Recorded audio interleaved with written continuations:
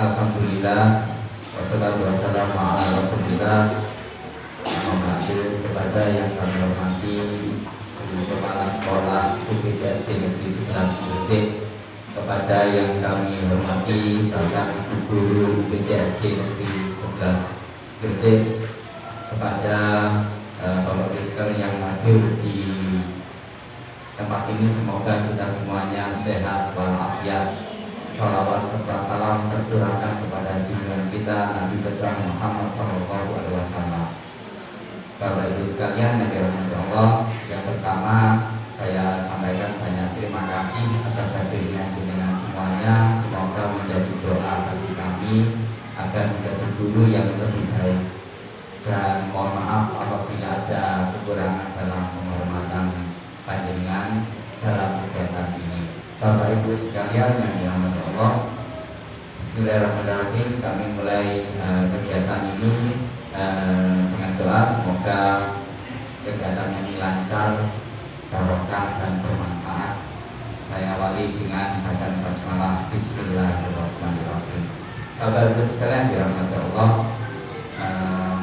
pertama saya tadi menampilkan tentang seorang tokoh yang sangat menginspirasi, yaitu Helen Keller, yang dia itu lahir terus sejak kecil buta tuli, ya tentunya orang zaman dulu sudah ini sudah tidak punya masa depan, ya istilah gaulnya itu masa depan suram, ya, dan komunikasi dilakukan dengan searah, harus gini dan sebagainya, sehingga anak tersebut menjadi anak yang temperamental, anak yang mudah marah, mudah emosi, sehingga didatangkan seorang guru. Bahkan saya pernah baca bukunya itu, guru tersebut mengalami sampai giginya itu patah karena dipukul sama Helen Keller yang masih kecil. Akhirnya diajak keluar,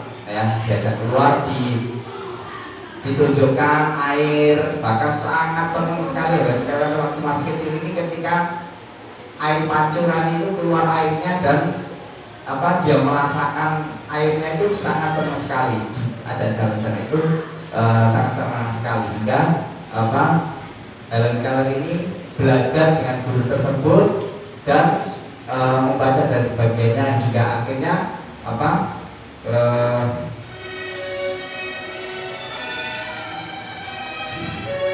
ya, dia bisa memiliki banyak karya, ya, bahkan bisa bermanfaat untuk orang lain, Bapak Ibu sekalian, ya. Bahkan beliau banyak menulis buku, ya. Kalau saya yang paling banter nulis status, ya, tapi ini banyak penghargaan yang dimiliki oleh Helen Keller. Ini menjadi inspirasi bagi kita semuanya, bahwasanya apapun yang dialami oleh seseorang, tapi tidak menutup kemungkinan orang tersebut memiliki harapan ke arah yang lebih baik.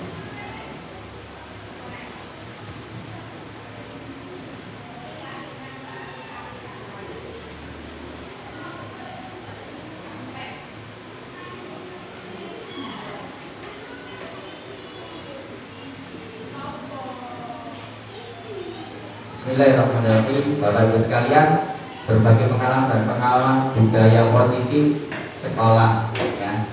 Jadi bagaimana kita menerapkan budaya positif sekolah. Jadi ada 5 kebutuhan dasar manusia, diantaranya bertahan hidup, kasih sayang dan rasa diterima, kebebasan, kesenangan dan penguasaan. Nah, jadi Bapak Ibu sekalian, ketika kita menyadari bahwa dasar manusia itu yaitu bertahan hidup, kasih sayang dan rasa diterima, kebebasan, kesenangan, penguasaan, ini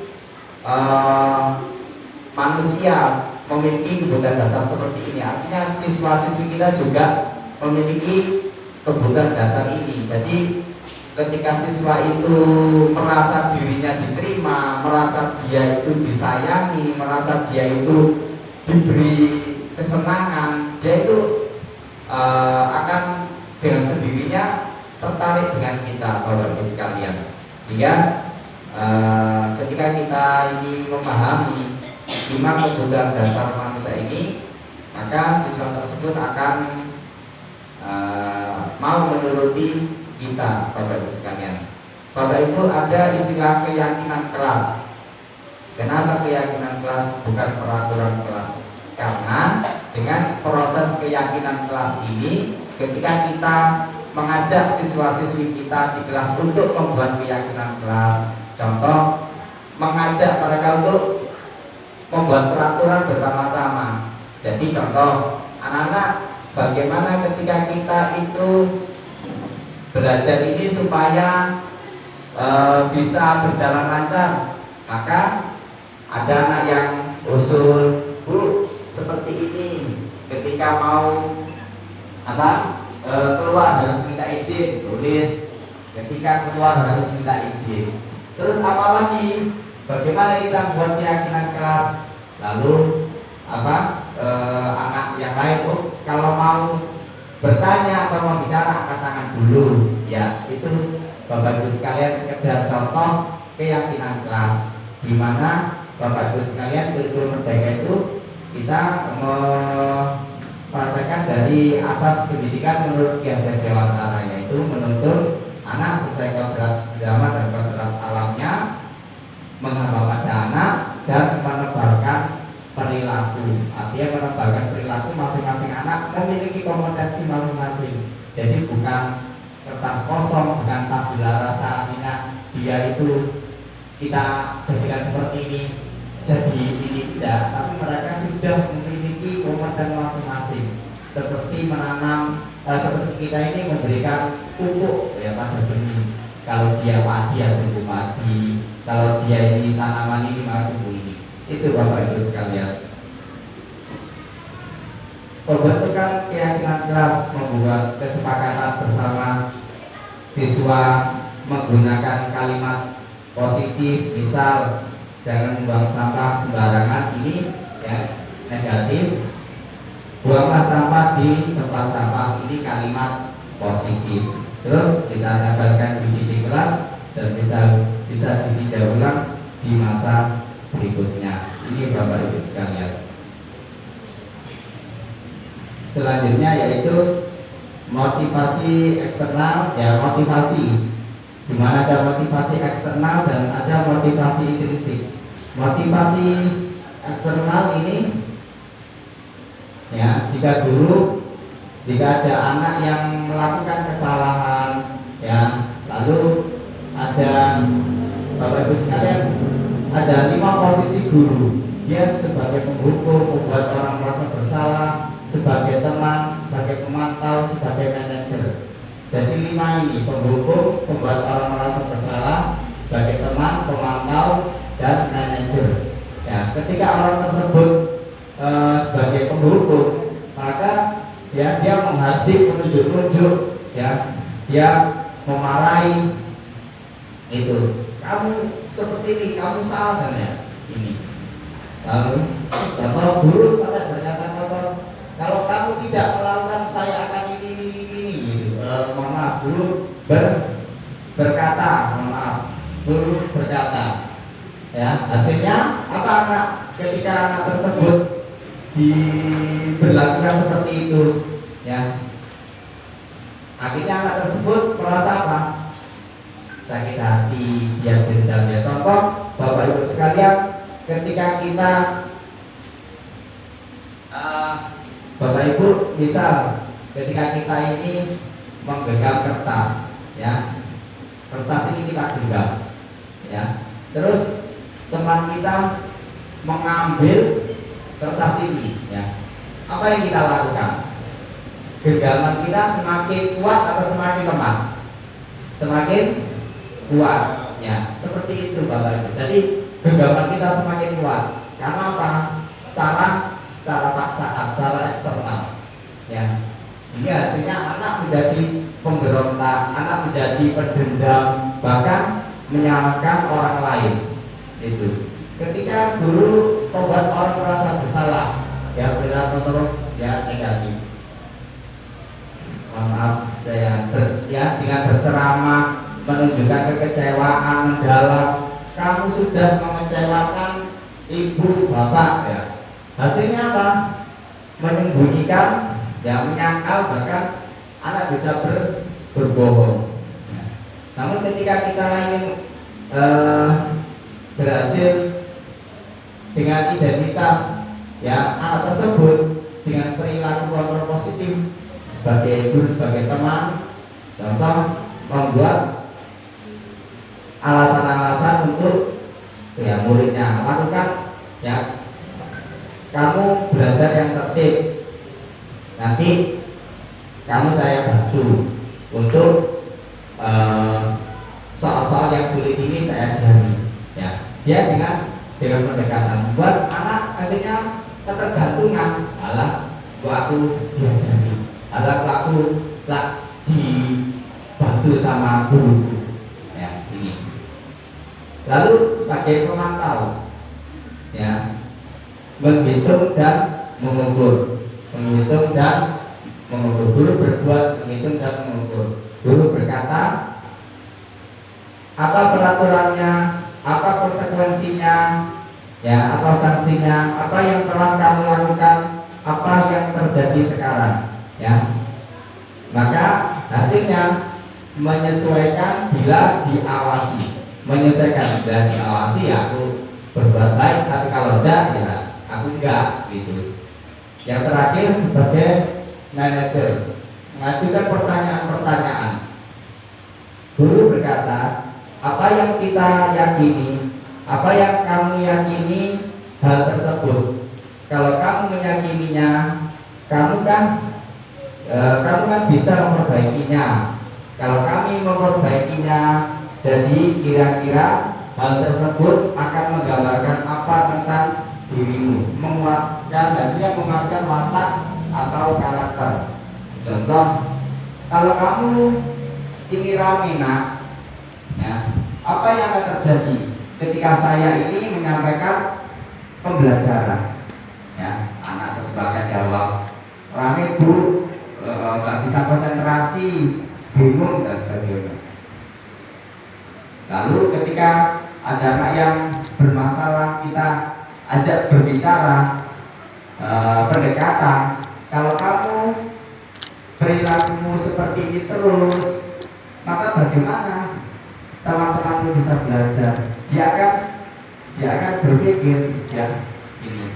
Dalam hal ini Bapak Ibu, artinya dalam hal menyelesaikan anak-anak yang bermasalah, yaitu dengan cara pendekatan, mengajukan pertanyaan. Nah, jadi dari awal itu jangan kita menghardik, menunjuk-nunjuk, menyalahkan dan lain sebagainya, Bapak Ibu sekalian. Karena dengan ini ada hukuman, konsekuensi dan restitusi. Bapak Ibu sekalian, kita sama-sama belajar apa itu restitusi. Bapak Ibu ketika hukuman ya, Bapak Ibu maka penanaman identitas anak itu akan gagal. Dia akan menjadi anak yang bimbang, dia akan menjadi anak yang aku gak diseni guruku, aku gak diseni wong akeh gitu. Di mindsetnya akan terbentuk seperti itu. Bahkan saya punya teman yang seorang guru juga, yang dia itu sampai sekarang itu masih ingat ya. Ingat apa? Saya Pak dulu dihukum ya, gara-gara teman saya rame, saya keluar kelasnya, saya dihukum. Padahal saya itu jelaskan loh, Pak, saya alasannya seperti ini. Tetap orang itu, guru saya itu nggak mau terima dan saya juga dihukum, bahkan saya dipukul. Itu sampai punya anak itu masih teringat Bapak Ibu sekalian. Jadi sehingga dengan hukuman itu tentunya ini yang over Bapak Ibu ya, sehingga membuat identitas gagal. Jadi kadang-kala Bapak Ibu ada yang hukuman itu tentunya dengan membuat orang itu dia itu merasa besar itu sudah cukup Bapak Ibu sekalian. Namun kadang kita justru malah tidak memberikan pertanyaan terlebih dahulu. Lalu konsekuensi dan restitusi bisa membentuk identitas anak tersebut dari sukses. Bapak Ibu sekalian, sekarang tindakan terbaik guru saat anak melakukan kesalahan, yaitu menciptakan kondisi murid untuk memperbaiki kesalahan mereka sendiri, reflektif atau introspeksi diri. Misal, dengan menanyakan, kamu ingin menjadi seperti apa? Ketika ada murid kita yang bermasalah, Bapak Ibu, ya kita tanya, kamu ingin menjadi orang seperti apa? Nah, terus bagaimana perlakuan orang terhadap kamu? Terus kalau kamu ingin jadi polisi, TNI, bagaimana kamu memperlakukan orang lain? Ya. Terus kedepannya bagaimana kamu supaya cita-citamu menjadi polisi atau TNI atau dan sebagainya itu berhasil? Apakah dengan cara belajar itu seperti ini? Apakah di kelas dengan ramai seperti ini? Bagaimana? Sehingga anak tersebut dilakukan pendekatan secara persuasif, Bapak Ibu sekalian. Itu tindakan restitusi. Jadi ada pertanyaan-pertanyaan seperti ini, ya, reflektif, introspeksi diri. Dan cara apa ya, kita tanya, nyun sewu Bapak Ibu sekalian, jujur hal ini sudah panjenengan lakukan, ya, tinggal ya namanya saja restitusi, padahal hal ini panjenengan sudah melakukannya. Ketika ada anak di kelas itu tidak terkontrol rame, panjenengan saya yakin sudah memanggil anak tersebut, sudah melakukan pendekatan, pertanyaan seperti ini. Insya Allah sudah, Bapak Ibu sekalian, kita tinggal penguatan saja. Ya, ini kita akan mengenal segitiga restitusi. Yang pertama, menstabilkan identitas. Kedua, validasi tindakan yang salah. Ketiga, menanyakan keyakinan. Menstabilkan identitas itu, contoh, kamu dipanggil Pak Guru dengan Bu Guru ke sini, tahu ada apa gitu. Terus kamu tadi melakukan apa? Ya, ini menstabilkan identitas. Validasi tindakan yang salah. Oh ya Pak Bu, tadi saya tidur di kelas. Oh ya, saya tadi mukul teman saya. Ya, itu tindakan baik atau tidak? Ya jelas anak tersebut akan menjawab tindakan tersebut tidak baik. Ya.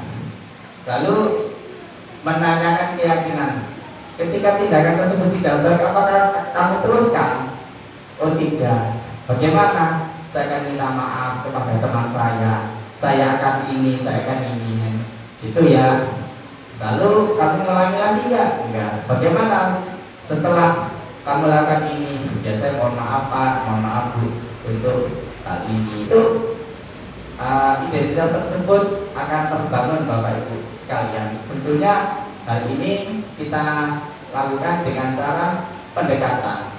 Ya, inilah disebut segitiga restitusi. Langkahnya, ya, segitiga restitusi yaitu menstabilkan identitas, stabilis the identity. Yang teori kontrol, kita semua akan melakukan hal terbaik yang bisa kita lakukan. Kedua, validasi tindakan yang salah, validasi misbehavior. Semua perilaku memiliki alasan. Kamu tadi mukul temanmu kenapa? Ya, jadi tidak semena-mena anaknya dipanggil, kamu itu mesti mukul temanmu, kamu searah. Akhirnya anak tersebut langsung, loh, tadi sebelum saya dipukul itu dia itu ya melempar tas saya gitu. Langsung dia akan emosi, temperamen dan lain sebagainya. Tetapi ketika kita tanya alasannya kenapa, ya ini berlaku memiliki alasan. Ketiga, menanyakan keyakinan, ya keyakinan. Contohnya dengan hal ini, setelah kamu melakukan ini, perilakumu ini salah atau benar? Salah Pak, salah Bu. Lalu selanjutnya bagaimana? Ya saya akan berusaha. Ya kalau ada temanmu yang dia berbuat jelek kepada kamu, bagaimana? Ya saya akan berusaha tidak memukul dan sebagainya. Itu aku bahwa zaman anak akan muncul keluar dengan sendirinya, sehingga kita semua memiliki motivasi internal. Ya, contoh ini menstabilkan identitas. Apa yang kamu lakukan tadi, apa yang kamu percaya dari sikap tadi, benar atau salah? Ya, jika salah, dulu memaafkan. Validasi tindakan yang salah. Validate the misbehavior. Apa alasan kamu melakukan? Terus kita punya keyakinan kelas. Apa keyakinan kelas yang kamu langgar? Tidak tertib. Itu. Menanyakan keyakinan. Dulu kamu ingin menjadi orang seperti apa sih? Gitu. Pertanyaan hal-hal mendasar ini Bapak Ibu sekalian, ketika kita tanyakan kepada murid-murid kita, mereka kan menumbuhkan identitas. Iya, aku jadi apa ya? Masa aku yang ini terus gitu. Nah, semuanya manusia kalau kita itu belajar, kita kasih penjelasan, kita itu belajar, kita itu berusaha yang terbaik, insya Allah jadi yang baik, insya Allah jadi yang terbaik. Kamu Keller aja gak bisa melihat, gak bisa mendengar aja bisa berubah yang jauh lebih baik daripada kita, karena itu tadi, belajar itu tadi. Nah, kamu terlihat, terdengar dan terasa seperti apa kamu melakukan hal itu. Kamu setelah melakukan itu bagaimana? Iya, saya pusing, saya capek, saya gitu. Ketika ada anak melanggar, kadang saya tanya, kamu setelah marah perasaan gimana? Ya, saya pusing Pak. Terus sampai di rumah, iya. Malamnya, iya saya nggak bisa tidur Pak. Padahal sudah berapa jam, tapi itu justru kesusahan, gelisah dalam diri sendiri. Nah, rencanamu untuk memperbaikinya bagaimana? Ini adalah pertanyaan ketika kepada anak tersebut. Dengan saya mohon maaf, saya akan lebih baik lagi gitu. Bagaimana cara kamu memperlakukan orang lain dengan baik, apabila ada salah dimaafkan. Itu Bapak sekalian terima kasih ini yang bisa saya sampaikan. Ini sekedar contoh dari saya sebentar.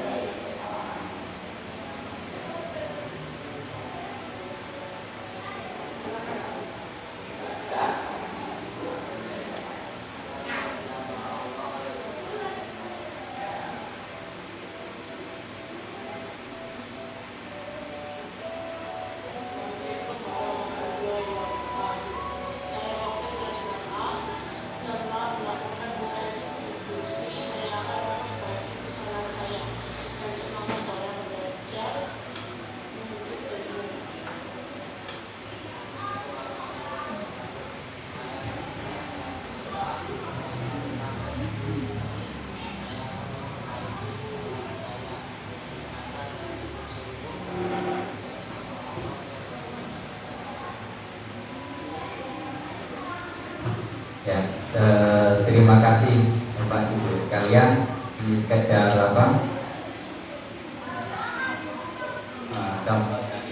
restitusi tadi. Ya, mungkin ada yang mau ditanyakan dari Bapak Ibu sekalian, silakan, monggo. Ya, silakan. Makasih atas kesempatannya. Terima kasih atas kesempatannya.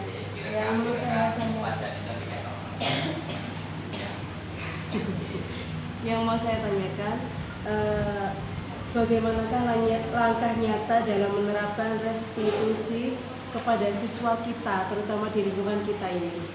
Terima kasih. Ya, terima kasih Bu Mus selaku wali kelas 5B. Jadi langkah nyata dengan segitiga restitusi tadi yaitu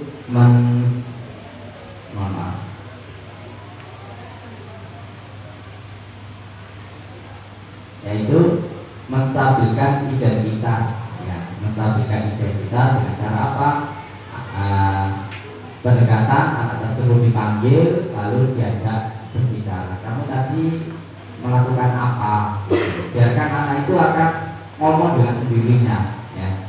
Saya tadi melakukan kesalahan ini. Oh, terus perbuatanmu itu baik atau salah? Dia akan menjelaskan sendiri. Loh, Pak, aku saja ini begini loh Pak. Aku itu memang Pak dibalik orang tua gitu. Atau anak yang tidur, ya Pak, saya tadi malam tidur jam 11 malam. Saya tidur jam setengah 1 malam. Dan saya pernah Bapak Ibu sekalian ya, siswa ya, yang ada di sini ya, di Surabaya dulu itu anak tidur jam setengah 1 malam, anak kelas 1 SMP tidur jam setengah 1 malam. Loh, kamu dari mana? Saya dari warkop Pak. Gak dicari orang tua, tidak dicari orang tua. Loh, ayahmu gak nyari? Tidak. Ibu ini enggak. Terus saya tanya, terus perbuatan itu salah apa benar? Salah Pak. Jadi Bapak Ibu sekalian, ada hal-hal kadang-kala mereka punya alasan mereka melakukan seperti ini. Nah, lalu setelah kita validasi tindakan salah tindakan itu tadi bagaimana, salah atau betul? Salah Pak, salah Bu. Nah, lalu kita tahap ketiga kita tanyakan keyakinannya. Kamu cita-citamu apa? Kamu ingin jadi orang seperti apa? Bagaimana? Ini Bapak Ibu sekalian, semoga bisa memberi pencerahan bagi kita semuanya. Itu rumus dari Pak ya. Terima kasih. Mungkin ada yang mau menyampaikan atau sharing pengalaman dengan anak-anak yang bermasalah, silakan.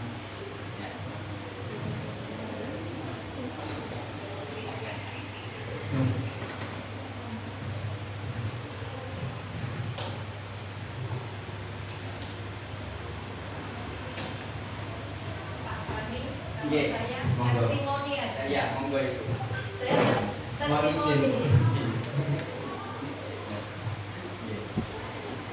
Ya, monggo Ibu. Terima kasih Pak Fandi. Saya tidak bertanya, saya ini hanya memberikan testimoni saja. Kegiatan seperti ini alangkah baiknya kalau bisa diikuti oleh teman-teman yang lainnya. Karena ini positif sekali. Memang kita harus memperlakukan siswa itu memanusiakan manusia, kan gitu ya Pak ya. Jadi anak itu sudah di rumah membawa beban, di sekolah dimarahi. Terus apa akhirnya anak ini jadinya? Wes aku ndek omah dimarahi wong tuaku, ndek sekolah disenani guruku, dimusuhi temanku. Akhirnya anak ini sudah kehilangan arah. Nah, ini kan tidak diharapkan seperti itu dari tujuan pendidikan kita. Ini untuk sharing. Nah, ini alangkah baiknya kalau teman-teman bisa memanfaatkan ini di PMM itu ada Pak. Di PMM ada. Nah, di di budaya positif ini ada. Alangkah baiknya nanti teman-teman bisa sharing dengan Pak Fani yang selaku calon guru penggerak angkatan 6. Ini baik sekali Pak. Terima kasih. Ya, terima kasih sekali saya memberi apresiasi yang luar biasa. Ya, terima kasih Ibu. Sebetulnya ini sudah dilakukan oleh Bapak Ibu guru ya. Ya, mungkin ada yang sharing pengalaman Bu Silvi, monggo. Ya, yang saya. Ya, Pak. Oke, Pak Fani. Jadi kalau di kelas saya kasusnya ini memang ada salah satu siswa yang memang membacanya itu masih kurang. Nah akhirnya di kelas berusaha untuk mengalihkan perhatian dengan caranya yang nggak konsen ke kelas, akhirnya nggak temannya atau apa. Sebelumnya memang sudah ada konsultasi dengan guru kelas sebelumnya, saya dikasih tahu, oh anak si A seperti ini, oh ya terima kasih, jadi ada untuk solusi selanjutnya. Kemudian setelah saya cari tahu memang ada masalah dalam keluarga karena memang mamanya single parent dengan anak yang lebih berapa ya, 3 kalau nggak salah 4 semuanya naik sekolah. Akhirnya si mamahnya ini fokus bekerja, kemudian anaknya belajar hanya bersama kakaknya yang juga masih SD. Kemudian setelah saya lakukan solusi, saya tanyakan apa sebenarnya yang kenapa kamu tadi apa yang membuat kamu nggak konsen sama pelajaran? Saya kan nggak bisa belajar. Terus kira-kira kalau di sekolah di rumah belajarnya sama siapa? Sama kakak. Kakaknya masih kelas 5. Nah, akhirnya setelah melakukan pendekatan kita sudah tahu masalah siswa seperti apa.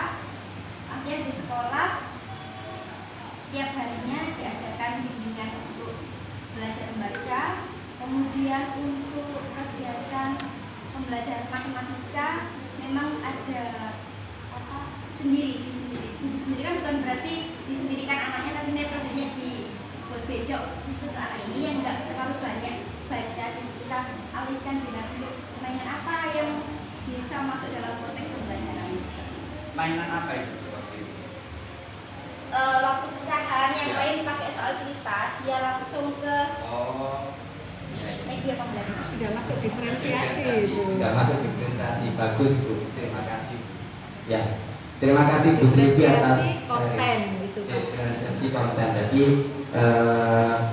sebetulnya Bapak Ibu sekalian, kita sudah melakukan yang apa tadi disampaikan Bu Silvi, Pak, bahwasanya oh anak ini nggak bisa baca gini ya, dengan cara seperti ini nggak bisa ya, atau cara seperti ini, gini ini sebetulnya kita sudah melakukannya Bapak Ibu, dan itu masuk di diferensiasi konten. Jadi ada strategi diferensiasi konten produk dan satunya notebook, konten produk dan proses ya, itu Bapak Ibu sekalian. Terima kasih Bu.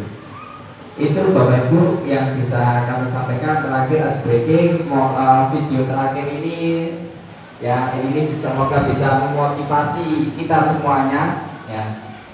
Hanya sekedar video apa ya,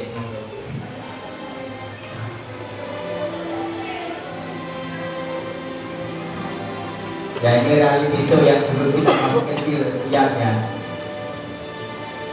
Ini reality show orang yang kesulitan mencari alamat.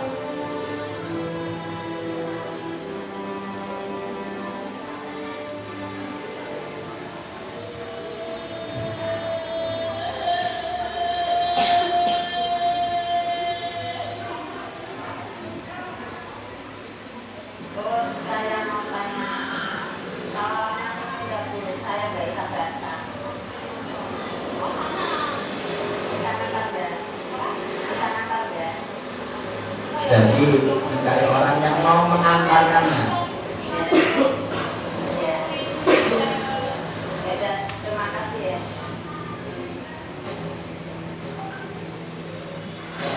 Tanya,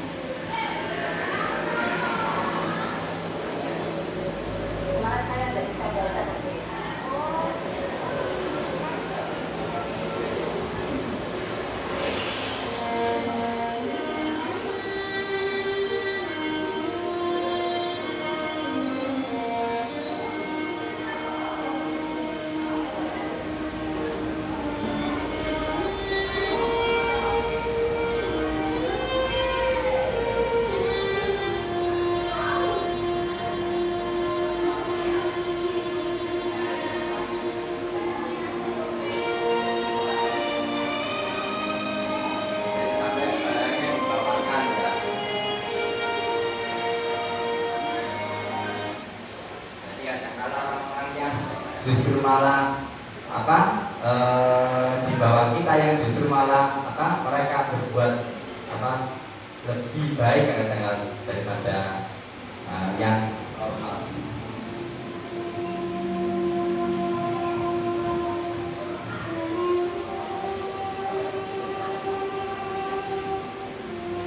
Saya kasihan sama ibunya waktu ke barang, jadi ya saya bawakan, soalnya ibunya kayak kesulitan.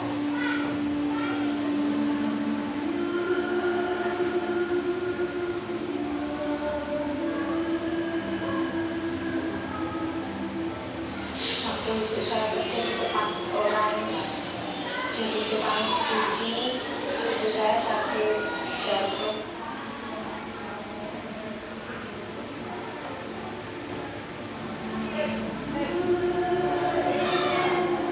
Jadi ada kata-kata yang sangat menginspirasi, dimana kita gak iso, gak mungkin dan sebagainya yang akan dikatakan sama gadis ini. Saya catat, saya masih punya harapan dan cita-cita. Ya, masih punya harapan dan cita-cita.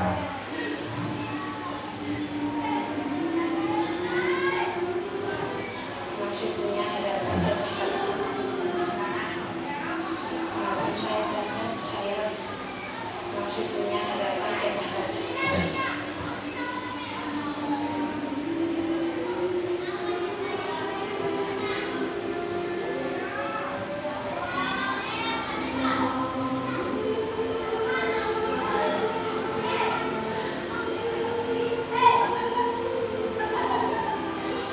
Saya cita-citanya ingin berbahagia hidup sampai tua, walaupun saya punya keharusan.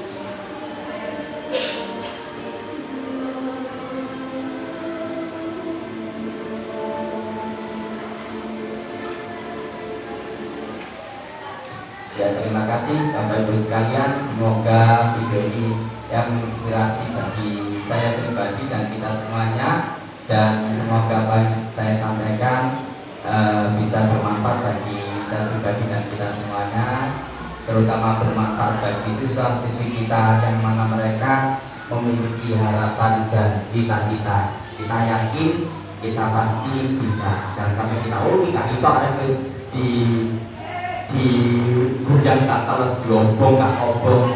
Itu saya pernah memiliki siswa tersebut, ternyata suatu saat datang ke rumah, dia itu membangun yayasan, ya, dan saya itu pernah diminta untuk